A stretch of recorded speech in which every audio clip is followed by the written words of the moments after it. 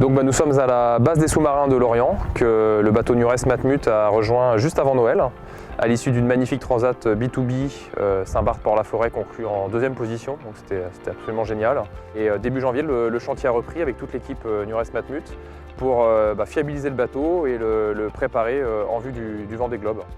Chantier d'hiver, donc vérifier tout le matériel. Donc ça va des montages de la quille qui est devant nous jusqu'au mât, on vérifie toutes les pièces. C'est divisé en 2 parties tout simplement, on démonte, on envoie en contrôle et une fois qu'on a récupéré les pièces, on remonte. Donc nous, on fait les pièces où notre compétence permet de valider. Par exemple, tout ce qui va être composite. On a Alex, spécialiste composite, qui vérifie le composite et qui va fabriquer aussi des pièces en composite. Par exemple la casquette, ça c'est un des chantiers d'optimisation du bateau.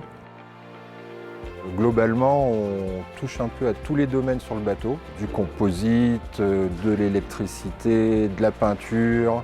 On est multitâche. Moi, je fais le montage du moteur pour la partie propulsion et puis moteur pour la partie production d'énergie.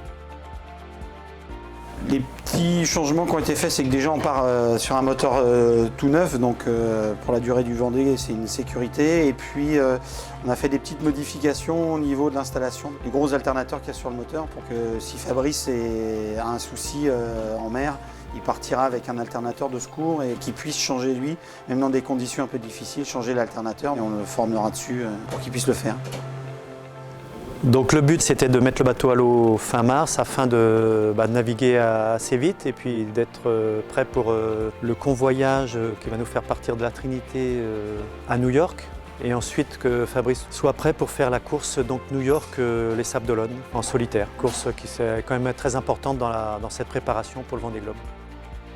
Je me sens plutôt bien. On a démarré 2016 vraiment à fond et l'équipe sur la partie projet très impliquée et croyant vraiment en mon potentiel de pouvoir faire ce Vendée Globe. Et voilà, c'est un immense travail, un immense challenge pour prendre le départ de ce Vendée Globe, mais je serai prêt le 6 novembre et j'ai hâte d'y être.